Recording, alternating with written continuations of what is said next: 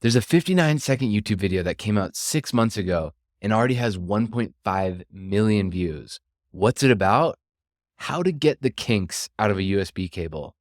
I'm obsessed with this video, and so are the nearly 100,000 people who liked it and the 4,000 people who have commented on it.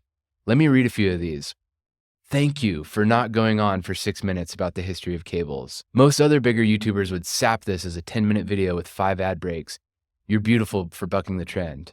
Remember when videos used to be good?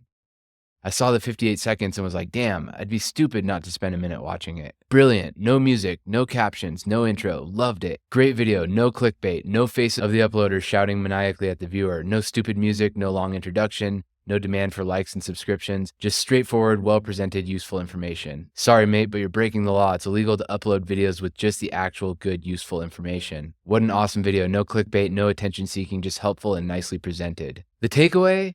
Get rid of your intro. No one cares who you are. Get rid of the fluff.